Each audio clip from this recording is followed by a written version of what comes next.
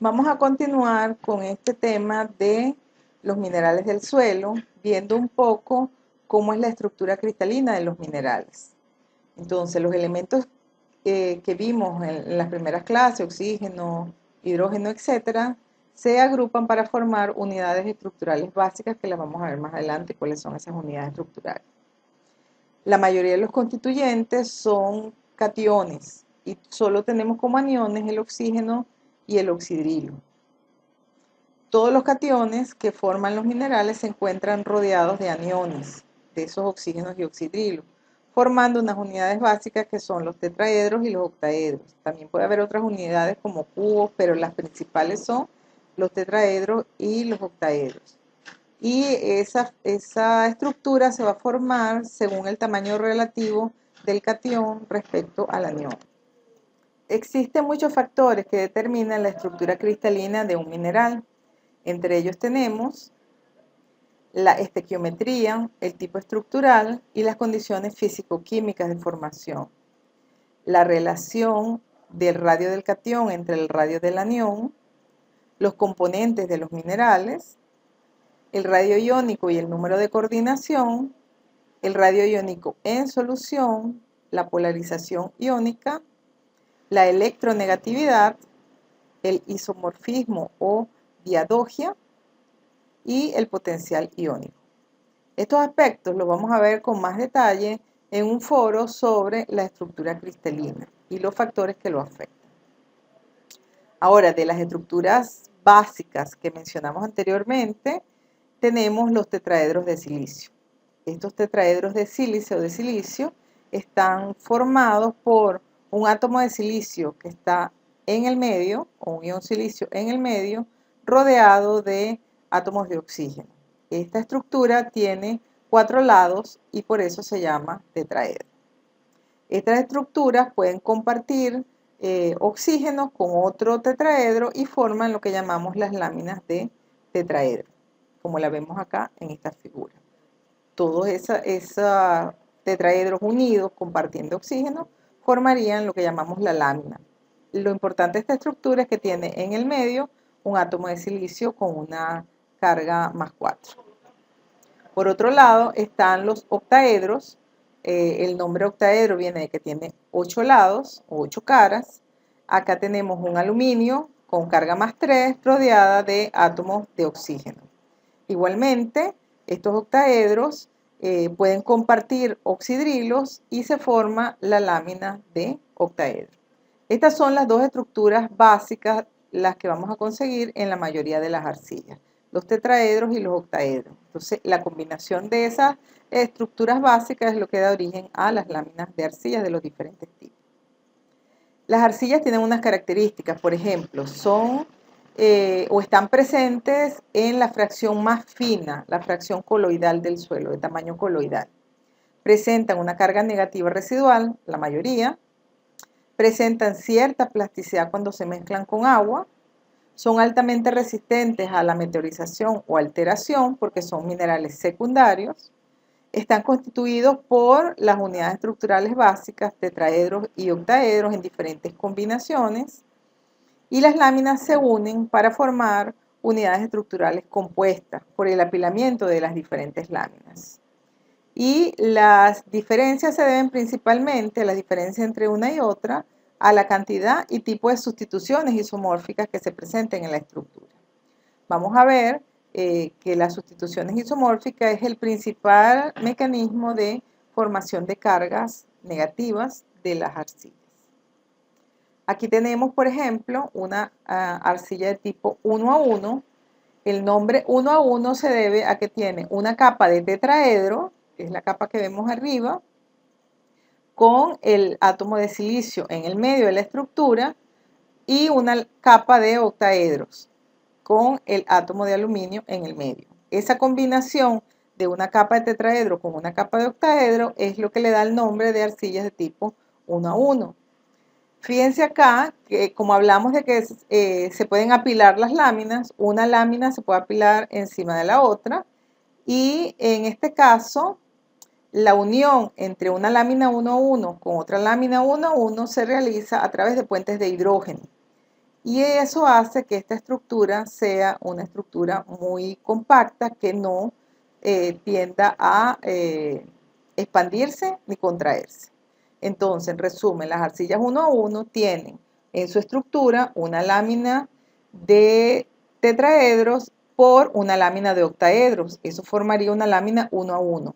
Esas láminas se pueden unir a otras láminas para formar el apilamiento de la arcilla, y la unión entre una lámina y otra se produce a través de puentes de hidrógeno. En el caso de las estructuras de tipo 2 a 1, el nombre viene de que es una capa de tetraedro por una capa de octaedros y otra de tetraedro. O sea, al final serían dos capas de tetraedro y una capa de octaedro en el medio. Esta combinación de tetraedros y octaedros es lo que llamamos la arcilla de tipo 2 a 1. Esta lámina se puede unir a otra lámina, esa lámina 2 a 1 se puede unir a otra lámina, otra 2 a 1, por cationes hidratados o por iones de potasio. Dependiendo si esa unión se produce por cationes hidratados o por iones potasio, esa arcilla tendrá tendencia o no a expandirse y contraerse. Las que se forman por iones hidratados, o iones hidratados pueden entrar entre las láminas cuando el suelo está húmedo y salir cuando el suelo se seca, y eso le da capacidad de expansión y contracción. Mientras que si el ion que entra a unir estas dos láminas es el ion potasio, ese ion hace que entra perfectamente en ese sitio, hace que la estructura se mantenga rígida o colapse y no hay posibilidades de expansión y contracción. Dependiendo de eso se va a formar un mineral tipo esmectita cuando es a través de iones hidratados, o de tipo hilita cuando la unión es a través de iones potasio. Vamos a describir ahora algunas características de los tipos de arcillas que vamos a conseguir comúnmente en los suelos. Aquí tenemos la arcilla caulinita, que es el principal representante de las arcillas de tipo 1 a 1. Entonces, cuando hablamos de 1 a 1, es que en su estructura tiene una capa de tetraedro por una capa de octaedros. Fíjense en la foto cómo están las láminas apiladas. Estas tipos de arcillas generalmente no presentan sustituciones isomórficas. La sustitución isomórfica es el mecanismo a través del cual un átomo es desplazado por otro de menor carga dentro de la estructura del mineral, y eso hace que se produzcan cargas negativas. En el caso de la caulinita, ese proceso no se produce mucho. Vamos a hablar de ese proceso más adelante cuando veamos capacidad de intercambio catiónico, pero es importante que sepan hasta los momentos que este tipo de arcilla no presenta ese mecanismo, o muy poco, el mecanismo de sustitución isomórfica, por tanto, sus cargas negativas son muy bajas. Otra característica que tiene este tipo de arcilla es que prácticamente no presenta cargas eléctricas. Sus cargas eléctricas son producto más bien de variaciones en el pH. No se expanden y se contraen. Esto es debido a que la unión entre las láminas es a través de puentes de hidrógeno, que es una unión relativamente rígida, y son altamente resistentes a la meteorización o alteración. Entonces, estas arcillas no tienen sustituciones isomórficas, tienen muy pocas cargas eléctricas y no se expanden y tampoco se contraen, y son muy resistentes a la alteración. Por eso las vamos a conseguir en suelo muy evolucionados. Por otro lado, las arcillas de tipo 2 a 1, como la esmectita, esta tiene en su estructura 2 a 1, dos capas de tetraedro y en el medio una capa de octaedro. Esas láminas 2 a 1 se unen en este caso a través de cationes intercambiables hidratados. Entonces esos cationes intercambiables pueden entrar y salir de esas uniones fácilmente dependiendo del contenido humedad del suelo. En este tipo de arcilla, las cargas que tiene sí se deben principalmente a sustituciones isomórficas. Esas sustituciones isomórficas de un elemento por otro, por ejemplo, en el caso de la capa de tetraedro puede sustituirse el silicio por aluminio. Como el aluminio tiene menos carga, queda una carga residual negativa. Pero también se puede producir esa sustitución en la capa octaédrica. Se puede sustituir el aluminio por hierro o magnesio más 2 y también quedaría una carga residual negativa. Ese tipo de mecanismo de formación de carga, de sustituciones isomórficas, es muy común en este tipo de arcilla. Y esas cargas son de tipo permanente. El exceso de carga, ese exceso de cargas en las capas de tetraedro, en este caso, son compensados por iones hidratados para unir una lámina con otra. Pero esos iones hidratados, como les decían, pueden entrar y salir de la estructura, no es una estructura rígida. Y eso hace que estas arcillas se expandan o se contraigan de acuerdo al contenido de humedad que hay en el suelo. Otra arcilla que también es de tipo 2 a 1 es la hilita. La estructura es muy similar, una estructura 2 a 1 con una capa de tetraedro, otra capa de octaedro y tetraedro, pero en este caso la unión entre una lámina 2 a 1 y otra lámina 2 a 1 se produce a través de iones potasio. Esos iones potasios hacen que esa unión es muy estable con ese ion potasio porque cabe allí perfectamente y hace que esas arcillas no se puedan expandir. Entonces, las cargas, igual que las esmectitas, se deben principalmente a las sustituciones isomórficas. El exceso de carga, como es compensado con potasio, hace que esa unión sea rígida y que no permita la expansión y contracción. Otro tipo de arcilla es la arcilla de tipo 2 a 1 a 1, que se llama también 2 a 2, cuyo principal representante es la clorita. Acá tenemos igual una capa 2 a 1, formada por tetraedros y dos tetraedros y un octaedro, pero la unión entre lámina y lámina se produce a través de una capa de brucita o de gipsita. Eso hace que esa estructura sea más rígida. Entonces, por ser una arcilla que tiene parecida a la hilita y a la esmectita, que tiene 2 a 1, como dos capas de tetraedro por una de octaedro, en esas capas se producen sustituciones isomórficas y ese es su principal mecanismo de formación de cargas.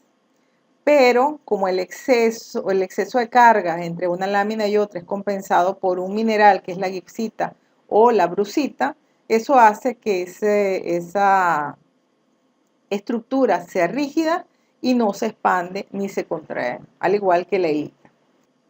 Aquí vamos a ver un poco para sintetizar los diferentes silicatos y cuáles son los más importantes que nosotros vamos a conseguir en el suelo. Entonces fíjense que tenemos aquí en esta figura los tectosilicatos, que son los silicatos más complejos. Allí tenemos el cuarzo y los feldespato, que son los principales representantes. De los inosilicatos, que son unos silicatos más simples, tenemos el piroxeno, que es la hojita, el anfibol, la horblenda, y los no cristalinos, tenemos no cristalino de silicio, que es el ópalo, y no cristalino de silicio de aluminio, que es el alófano. Ese alófano lo vamos a conseguir principalmente en suelos de origen volcánico. Entre los filosilicatos tenemos los filicatos 1 a 1, filosilicatos 1 a 1, que son las arcillas silicatadas. Tenemos las canditas, tenemos las canditas deshidratadas como la caulinita, y las canditas hidratadas como la aloicita. Entre los 2 a 1 tenemos los que son expansibles, que tenemos allí las que son arcillas dioctaédricas, como las esmectitas, o las trioctaédricas, como la vermiculita. Ambas son expansibles. Y cuando hablamos de que son expansibles es porque la unión entre lámina y lámina se produce a través de iones hidratados que pueden entrar y salir dependiendo del contenido de humedad. Y tenemos lo que son las arcillas no expansibles, que son aquellas que dentro de la estructura está otro mineral, otro ion, que hace que la estructura sea rígida y no se expanda. En este caso, tenemos como minerales primarios la mucovita o la biotita, ya sean dioctaédricas o tioctaédricas, y como secundarios tenemos la hilita, que es una de las que vimos la estructura.